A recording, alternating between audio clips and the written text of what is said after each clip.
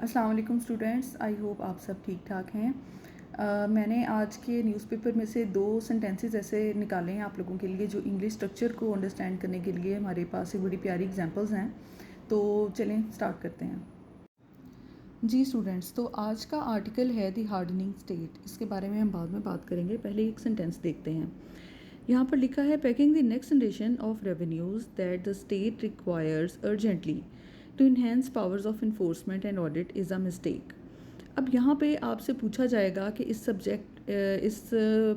Sentence का subject क्या है और वर्ब क्या है, मेन वर्ब और मेन सब्जेक्ट क्या है। तो आप लोग क्या इसमें आंसर करेंगे। यहाँ पे मैं आपको बताती चलूँ कि आईएनजी वाले वर्ड्स जो हैं वो ज़रूरी नहीं है कि सारे के सारे वर्ब हों। उनमें से कुछ नाउन के तौर पे भी यूज़ होते हैं। इनको हम जेरेंड्स कहते हैं और इसकी एग्जांपल्स मैं आप लोगों को नेक्स्ट वीडियो में या किसी और टाइम में आपको बताऊँगी। यहाँ पे अगर हम देखें इस सेंटेंस को हम शॉर्ट करते चलें, मैं यहाँ पे आपको ये पॉइंट आउट कराना चाहती हूँ कि कौन कौन से वर्ड्स जो हैं हमारे वो इस सेंटेंस में फिलर के तौर पे यूज़ किए गए हैं, जिनको हम प्रपोजिशंस भी कह सकते हैं, प्रपोजिशनल फ्रेजेस कह सकते हैं, क्लॉजेस कह सकते हैं।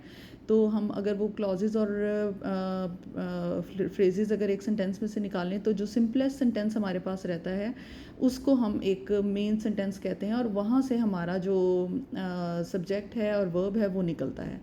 तो अब इस सेंटेंस को अगर हम सिंपल करें तो हमारे पास क्या आएगा, paging the next generation of revenues को हमने नेक्स्ट जनरेशन के पे हमने रेवेन्यूज़ को पैग नहीं करना या पैगिंग नहीं करनी।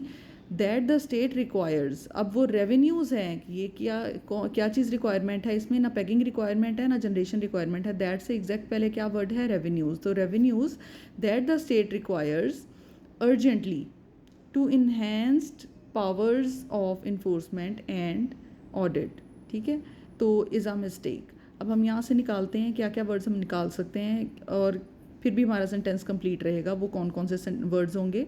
Packing the next generation of revenues, ये हमारा एक सपोर्टिंग फ्रेज़ है। That the state requires urgently, ये दैट के बाद है, ये एक फ्रेज़ हमारा निकल आया। उसके बाद हम दूसरा अब हम सेंटेंस को पढ़ते हैं। Packing the next generation of revenues to enhanced powers of enforcement and audit. To के बाद वाला फ्रेज़ भी निकाल सकते हैं हम, to enhanced powers of enforcement and audit, ये भी हमने निकाल दिया।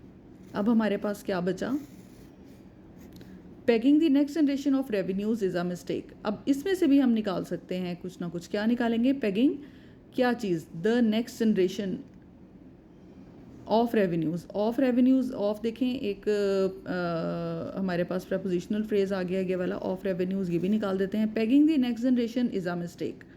अब हमने इसमें से भी निकालना है। अब यहाँ पे देखें हमारे पास पैगिंग क्या है, एक सब्जेक्ट है जो कि नाउन है। पैगिंग द नेक्स्ट जनरेशन को भी हमने निकाल दिया यहाँ पे, is a mistake, paging is a mistake. अब आप क्या देखें कि क्या ये एक कंप्लीट सेंटेंस है, paging is a mistake, yes it is a complete sentence. तो यहाँ पे इस सेंटेंस में हमारा सब्जेक्ट क्या हो गया, पैगिंग हो गया, और इज़ जो है ये हमारे पास मेन वर्ब है। ठीक है, यहाँ पे ये एज अ वर्ब यूज़ हो रहा है, it is not a helping verb, ये एक वर्ब के तौर पे यूज़ हो रहा है यहाँ पे, इज़ अ मिस्टेक। ठीक है, तो ये पूरा सेंटेंस जो है आपका, इसको हमने सिंपल किया है इस तरह से, पैकिंग इज़ अ मिस्टेक। अब आगे अंदर हमने सारे इसके अंदर फिलर्स डाले हैं जो कि हमारे सेंटेंस को कंप्लीट और खूबसूरत बना रहे हैं।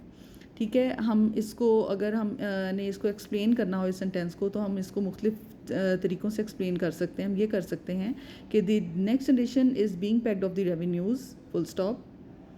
These revenues are required by the state urgently to enhance powers of enforcement, full stop. Yeah, enforcement and audit, full stop. This as a whole is a mistake, full stop. ये 3 sentences में बन सकता है, लेकिन उसने इसको of, that, to use करके इसको एक ही सेंटेंस में यूज़ किया है। इस तरीके से आपने अपनी प्रेसी की भी प्रैक्टिस करनी है कि किस तरीके से आपने प्रपोजिशनल फ्रेजेस इसके अंदर ऐड करनी है। इस पूरे सेंटेंस में कोई क्लॉज नहीं है, फ्रेजेस हैं। इसके अलावा आप एक और सेंटेंस देखें जो मैंने हाईलाइट किया है। यहाँ पर लिखा है equally important is long term investment in storage, logistics and agricultural marketing to reduce shortages.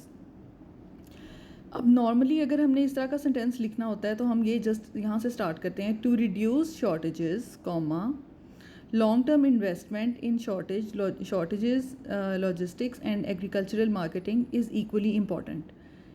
या हम इस तरह लिख सकते हैं कि long term investment in shortage logistic and agricultural marketing to reduce shortages is equally important.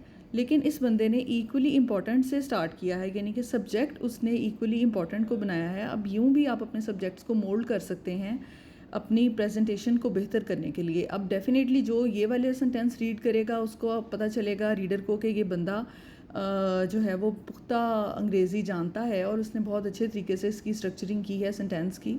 तो आप लोगों ने इस तरह के सेंटेंसेस कोशिश करने हैं, बनाने हैं। और ये कैसे कोशिश करेंगे आप, ये प्रैक्टिस से कोशिश करेंगे। तो keep on practising, keep on writing, keep on getting your papers checked. उससे बहुत फ़र्क पड़ता है कि आपको मिस्टेक्स आपकी पता चलती जाएंगी। आप लोग मुझे अपनी राइटिंग्स इनबॉक्स भी कर सकते हैं चेकिंग के लिए, जस्ट 1 पेज का हो, और मैं आप लोगों को उसका रिप्लाई जो है वो आपके इनबॉक्स में ही करूँगी। Thank you so much, wish you good luck, अल्लाह हाफिज़।